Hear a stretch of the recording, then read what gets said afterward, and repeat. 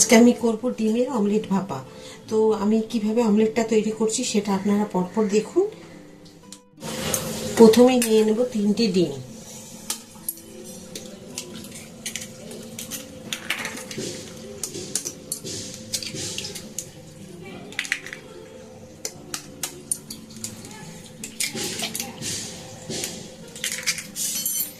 এখানে আছে পেঁয়াজ আর লঙ্কা কুচিয়ে রেখেছি।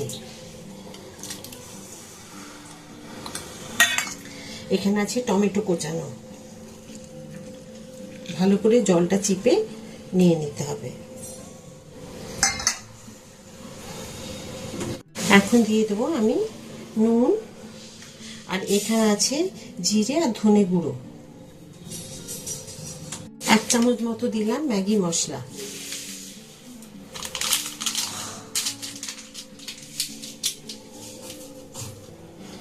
এবার এগুলোকে পুরো ফাটিয়ে নেব সুন্দর করে। বেশ ভালো করে ডিম, পেঁয়াজ, টমেটো, মশলা সমস্ত কিছু খুব সুন্দর করে একটু করে ফাটিয়ে নেব।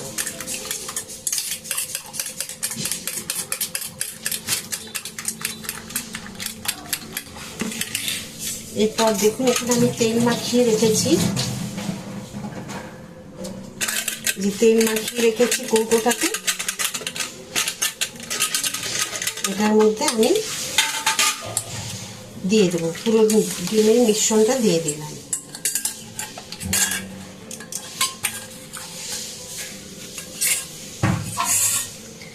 এরপর কি করব, এইরকম একটা ঢাকা দিয়ে দেবো। আমি মানে জায়গাতে গরম জল হতে দিয়েছি একটা ফ্রাই প্যানে। আপনারা কড়াই যেটাতে হোক আপনার সুবিধা হবে, দিয়ে জল দিয়ে এখানে এটা রেখে দেবো। এটা ভাপে অন্তত 10 মিনিট এটা হতে থাকবে। দেখুন আমি ভাপ থেকে তুলে নিয়েছি, এখন ঢাকাটা খুলেছি, আর কি সুন্দর হয়েছে দেখুন। এটাকে এখন আমি একটু ডিমোল্ড করে নেব। ডিমোল্ড করে আপনাদের তারপর দেখাচ্ছি। আর দেখতে কি সুন্দর লাগছে দেখুন। দেখুন আমি এইভাবে পিস পিস করে কেটে নিয়েছি। এবার এগুলোকে আমি একটু তেলে ভেজে নেব। তো চলুন কড়াই তেল দিয়ে দিই, ফ্রাই প্যানের মধ্যে দিয়ে ভেজে নিই। দেখুন দিয়ে দিয়েছি, আর এইভাবে তেলটাকে একটুখানি মিশিয়ে নিচ্ছি। পিসগুলো আপনারা আপনাদের ইচ্ছে মতো করবেন।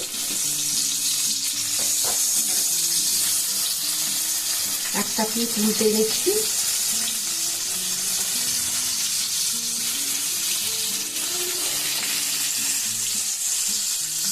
মনে হবে যেন মাছ ভাজছি, এরকম মনে হবে।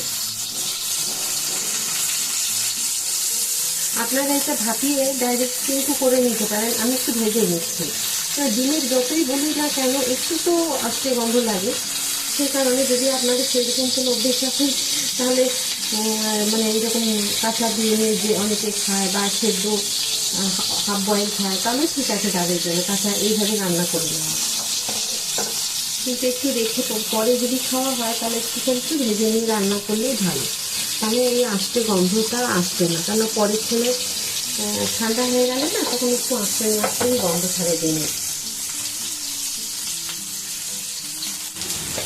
এখন তুলে দেবো। দেখুন কি সুন্দর ভাজা হয়ে গেছে।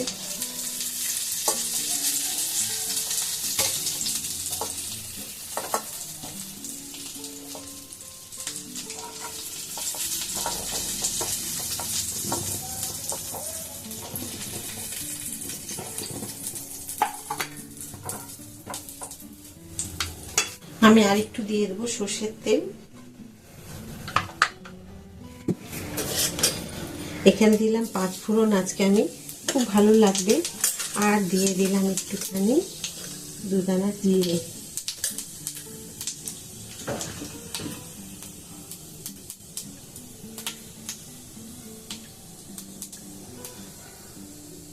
ভেজে রাখা সব ডিমগুলো এখানে দিয়ে দেবো।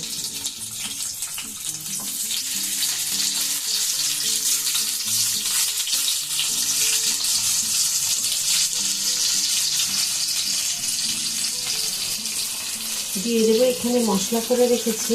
এখানে আমি মশলা বেটে রেখেছি কাজু বাদাম 4টে, সাদা সর্ষে আর পোস্ত, কাঁচা লঙ্কা এখানে দিয়ে দিচ্ছি।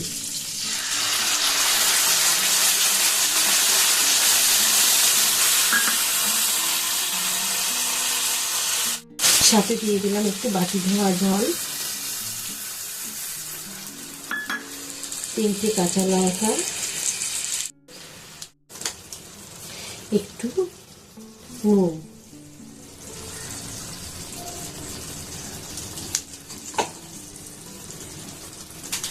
গোটা পোস্ত, দিয়ে দেবো সর্ষের তেল, হলুদ আর নুন যেটা দিয়েছি একটুখানি মিশিয়ে নেব মশলাগুলোকে, তারপর আমি একটা ঢাকা দিয়ে দেব।